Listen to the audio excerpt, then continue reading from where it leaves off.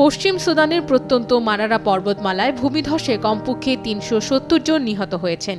সুদানে জাতিসংঘের উপমানবিক সমন্বয়কারী আন্তোইন জেরার্ড বিবিসিকে এই তথ্য জানিয়েছেন।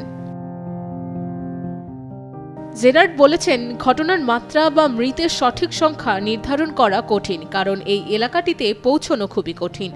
আমাদের হেলিকপ্টার নেই, খুব এবড়ো-থেবড়ো রাস্তায় সবকিছু যানবাহনে করে যায়, এতে সময় লাগে এবং বর্ষাকাল হওয়ায় কখনো কখনো আমাদের ঘন্টার পর ঘন্টা অপেক্ষা করতে হয়, কখনো 1 বা 2 দিন লাগে উপত্যকা পার হতে।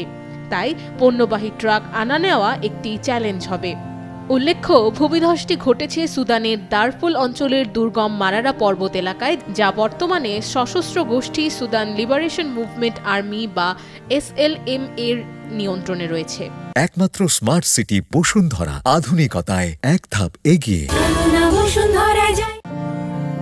তারা শুরুতে জানিয়েছিল যে 1000 জন পর্যন্ত মারা যেতে পারে। পরে দলটি এক বিবৃতিতে জানিয়েছে, রবিবার কয়েকদিনের বৃষ্টিপাতের ফলে ভূমিধসের ঘটনা ঘটে, যার ফলে কেবল 1 জন বেঁচে যান এবং তারসিন গ্রামের বেশিরভাগ অংশই সমতল হয়ে যায়। তারা জাতিসংঘ সহ বিভিন্ন আন্তর্জাতিক সংস্থার কাছে মরদেহ উদ্ধার এবং মানবিক সহায়তা পাঠানোর জন্য জরুরি সহায়তা চেয়েছে। বিবিসির প্রতিবেদন অনুযায়ী, গত 2 বছর ধরে চলা গৃহযুদ্ধের কারণে সুদানের সেনাবাহিনী ও প্যারামিলিটারি র্যাপিড সাপোর্ট ফোর্সের মধ্যে সংঘাত চলছে।